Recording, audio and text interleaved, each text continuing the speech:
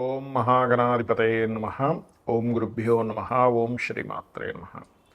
అరుణాం కరుణాతరంగితాక్షీం ధృతపాశాంకుశపుష్పబాణచాపాం అనిమాదిభిరావృతాం మయూకైః అహమిత్యేవ విభావయే భవానీం. శ్రీమాత్రే నమః.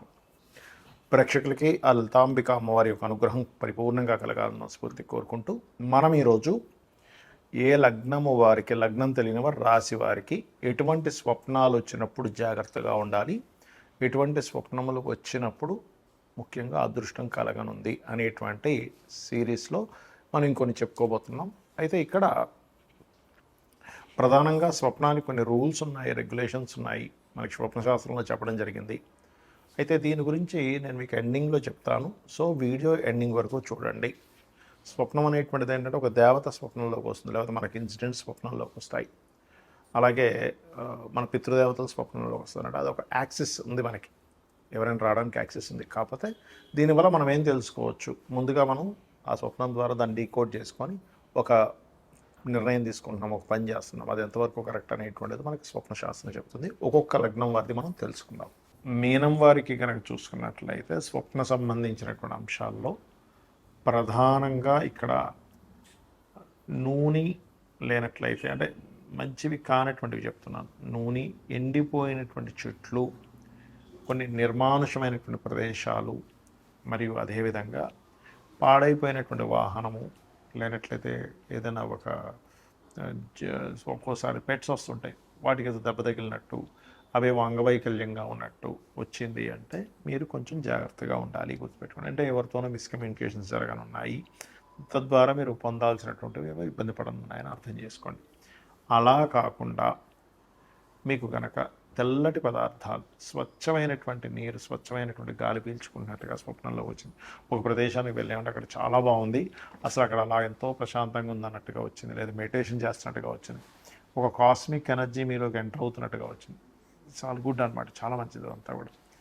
అలాగే మరొక విషయం ఏంటంటే వీటితో పాటు మీకు కనుక గురువుకు సంబంధించినవి లేదా పసుపు, గంధాన్ని అరగబాగుతున్నట్టుగా స్వప్నం రావడం, అది దేవతలకి సమర్పిస్తున్నట్టుగా స్వప్నం రావడం, లేనట్లయితే పసుపు రంగు వస్త్రాలు, పసుపు రంగు పూలతో చేసినటువంటి పూలమాల, ఇవన్నీ కూడా చాలా మంచి ఫలితాలు ఇస్తాయి మీకు. అయితే ఇక్కడ మాత్రం మీ యొక్క దీనికి పూర్వజన్మలో ఏదో ట్రిగర్ అవుతుంది, అది మంచిగా కావచ్చు, చెడుగా కావచ్చు అన్నప్పుడు ప్రధానంగా తండ్రి, గోల్డ్ విషయంలోని, లేనట్లయితే సూర్య భగవానుడు, వీళ్ళు ఎక్కువగా, అంటే ఈ యొక్క పదార్థాలు స్వప్నంలోకి వచ్చి అది నెగటివ్గా ఏదైనా ట్రిగర్ అవుతున్నట్టు వస్తే మీరు కొంచెం జాగ్రత్తగా ఉండాలి. పాజిటివ్గా వస్తే పూర్వజన్మ కర్మ ఏదైతే ఉందో మీకు పాజిటివ్గా పని చేయనుంది అనేటువంటి విషయాలు మీరు అర్థం చేసుకోవాలి. ముఖ్యంగా స్వప్న శాస్త్రానికి ఉండేటువంటి రూల్స్ అండ్ రెగ్యులేషన్స్, మనకి శాస్త్రాల్లో చెప్పినటువంటి అంశం ఏమిటి అనే విషయాలు తెలుసుకుందాం. మీకు ఏదైనా ఒక స్వప్నం వచ్చింది అనుకోండి, ఆ యొక్క స్వప్నం ఏదైతే ఉందో దానికి సంబంధించిన విషయంలో మనకి చూడండి, ఎవరైనా డాక్టర్స్ని కన్సల్ట్ చేసిన సైంటిస్టులు ఏమంటారు, మీరు పొద్దున్నంతా మీరు దాని గురించి ఆలోచించారండి అందుకే వచ్చింది అంటారు. అది 100% కరెక్ట్, అందులో డౌట్ ఏం లేదు, 100కి 100% అది నిజం. కానీ మనకి శాస్త్రాల్లో చాలా స్పష్టంగా దాని గురించి ఒక క్లారిటీ ఇచ్చారు. ఏంటంటే మీరు చూసింది, మాట్లాడింది, అనుమానించింది, అదే పనిలో ఉన్నటువంటి అంశాలు ఏవైతే ఉన్నాయో అదే మరలా మీకు నైట్ స్వప్నంలోకి వస్తే అది స్వప్న శాస్త్రంలో దాన్ని పెద్దగా పట్టించుకోవాల్సిన పని లేదు, డీకోడ్ చేయాల్సిన పని లేదు. అంటే ఎలా అంటే ఇప్పుడు జూకి వెళ్ళారు, పాములు కనబడ్డాయి, అమ్మో పాము స్వప్నంలోకి వచ్చిందంటే సంబంధం లేదు. లేదా ఏదో మొత్తం ఫైర్ అయిపోయింది చూశారు, అదే స్వప్నంలోకి వచ్చింది, దానికి సంబంధం లేదు. అవి చూడకుండా, మాట్లాడకుండా, అనుమానించకుండా, ఆ పరిస్థితుల్లో మీరు ఎక్కువ తిరగకుండా వస్తే దాన్ని తీసుకోవాలి. ఇక రెండవది ఏంటంటే స్వప్నశాస్త్రం విషయంలో ఏ సమయానికి వస్తే ఎన్ని రోజుల్లో నెరవేరుతుందని కూడా చెప్పడం జరిగింది. ఏమిటది అంటే రాత్రి సమయంలో గుర్తుపెట్టుకోండి, రాత్రి 9-10 గంటలప్పుడు మీరు నిద్రపోయారు, 12 లోపల మీకు వచ్చింది, అది 6 నెలల నుంచి సంవత్సరం లోపల మీకు అవ్వచ్చు ఆ స్వప్నం యొక్క రిజల్ట్ అనేది. అది గుడ్ అయితే గుడ్, బ్యాడ్ అయితే బ్యాడ్. అలా కాకుండా మీకు 12 నుంచి 3 గంటల ప్రాంతంలో వస్తాయి, 3 నుంచి 4 నెలలు, 5 నెలలు మొత్తం మీద వస్తుంది. అలాగే 3 నుంచి 5 గంటల వ్యవధిలో కనుక వస్తే 1 మంత్లో అయ్యే ఛాన్సెస్ ఉంటుంది. 5 నుంచి 6 గంటల సమయంలో తెల్లవారుజామున మీకు కనుక వస్తే అది 10 to 15 days, 10 daysలో కూడా అవ్వచ్చు. నిద్ర లేస్తూ నాకు స్వప్నం వచ్చిందని వెంటనే నిద్ర లేచాను, పొద్దున్నేమో ఇప్పుడే అవుతుంది అని నిద్ర లేచాను అన్నప్పుడు మీకు అది 1 వీక్లో కూడా అయ్యే ఛాన్స్ ఉంటుంది. 2-3 రోజుల్లో కూడా దాని యొక్క ప్రభావం చూపిస్తుంది. అయితే ఎప్పుడు కూడా మీకు ఎటువంటి స్వప్నం వచ్చినా గుర్తుపెట్టుకోండి, అర్ధరాత్రి కూడా మెలకు వచ్చింది ఒక స్వప్నం వచ్చి, అది మంచి స్వప్నం అయితే ఇక నిద్రపోవద్దని చెప్తుంది శాస్త్రం. 2-3 గంటలప్పుడు వచ్చింది, చక్కగా స్నానాది కార్యక్రమాలు చేసుకొని దైవతారాధన చేసుకోవాలట. దుస్వప్నం వచ్చిందండి అన్నప్పుడు కాళ్ళు చేతులు కడుక్కొని చక్కగా మరలా మీరు మీ యొక్క ఇష్టదైవాన్ని తలుచుకుంటూ నిద్రపోయినట్లయితే ఒక మంచి స్వప్నం వచ్చి అది ఆ యొక్క స్వప్న సంబంధించిన దుష్ఫలితాలు పోతాయి.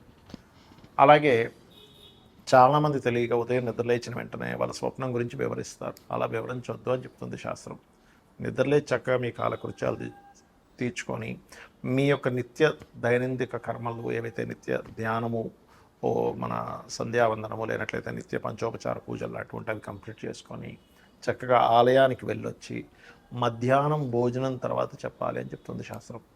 అలాగే మీకు ఎటువంటి స్వప్నం వచ్చినా దాని నుంచి మీకు మంచి ఫలితమే రావాలి అంటే మీరు చేయవలసినటువంటిది ప్రధానంగా గజేంద్ర మోక్ష ఘట్టము చదవడం కానీ, త్రిజట స్వప్న వృత్తాంతం వినడం కానీ, చదవడం కానీ వినడం కానీ చేయొచ్చు. అలాగే ఒక నామస్మరణ రాముడిది కానీ కృష్ణుడిది నామస్మరణ చేయడం కానీ లేకపోతే రామాయణ మహాభారతాలు లాంటివి వినడం కానీ చేసినట్లయితే 100% ఈ యొక్క దుస్వప్న సంబంధించినటువంటి ఫలితం తొలగిపోతుంది, గుర్తుపెట్టుకోండి. అలాగే ఇక్కడ ఏంటంటే ఏ స్వప్నం వచ్చినా కూడా అది ఎలాంటి ఫామ్లో వచ్చిందని గుర్తుపెట్టుకోవాలి. అంటే అలాగా మనకి స్వప్నం సర్పాలే వచ్చాయి, సర్పం కాటేసినట్టుకు వస్తే మంచిది అంటారు కానీ చుట్టేసినట్టుకు వస్తే మంచిది కాదు. ఇప్పుడు గోవు స్వప్నంలోకి వచ్చిందండి అంటే గోవు చక్కగా నిలబడిందండి, తెల్లగా ఉంది, నేను ఆ గోవుకి నేను నమస్కరించుకున్నాను, చాలా మంచిది. అది మిమ్మల్ని పొడుస్తున్నట్టు వచ్చింది, గోవైనా కూడా మిమ్మల్ని ఎటువంటి యాక్షన్ ఉంది అందులో అది చూడాలి. అలాగే మరొక విషయం ఏంటంటే ఇక్కడ మీకు ఉదాహరణకు ఒక అగ్ని వచ్చింది, అగ్ని ఎలా వచ్చింది, కాగడా చేతిలో పట్టుకొని మీరు దారి చూపిస్తూ చక్కగా వచ్చిందా, వేరే వాళ్ళు మీకు ఒక కాగడ ఇచ్చి వెళ్ళండి చీకట్లో ఉన్నారు కదా వచ్చిందా అంటే ఒకరు మీకు సహకరిస్తున్నారు. స్వప్నాన్ని ఎప్పుడు కూడా అది ఆ ఫీల్ ఎలా ఉంది మీకు స్వప్నం వచ్చినప్పుడు, అది ఎటువంటి పదార్థాలతో వచ్చింది అనేటువంటిది ప్రతి స్వప్నానికి కూడా ఒక డీకోడింగ్ లాగా మీకు ముందుగా ఫ్యూచర్ చెప్పేలాగా ఉంటుంది. ఎందుకంటే చాలామందికి చూడండి కొన్ని ప్రదేశాల్లో మనం నలుగురితో కూర్చున్నప్పుడు ఇదంతా నాకు ఆల్రెడీ ఒకసారి కళ్ళలోకి వచ్చిందంట. ఎలా వచ్చింది మరి, ఫ్యూచర్లో జరగబోయేది ముందుగా ఎలా కళ్ళలోకి వచ్చిందంటే స్వప్నం అనేటువంటిది అదొక శాస్త్రము, దాన్ని బృహస్పతి కూడా రచించాడు, దాని గురించి అనేకమైనటువంటి వాటిలో ఉంది. కాబట్టి ఇది మూఢనమ్మకంగా తీసుకుంటే మీరు ఇందాక నేను చెప్పాను కొన్ని విషయాలు ఆల్రెడీ చూసిందే వచ్చిందండి దాన్ని తీసుకోకండి. అలా కాదు, ఇది ఒక శాస్త్రంగా మీరు పరిగణిస్తూ దీన్ని స్టడీ చేస్తుంది. ఎందుకంటే ఇక్కడ మీకు నష్టపోయేది ఏం లేదు. దుస్వప్నం వచ్చింది, చక్కగా మీరు గజేంద్ర మోక్షం వినడమో చదవడమో చేస్తారు. మంచి స్వప్నం వచ్చింది, దాని రిజల్ట్ మీరు చూస్తారు. శ్రీమాత్రే నమః.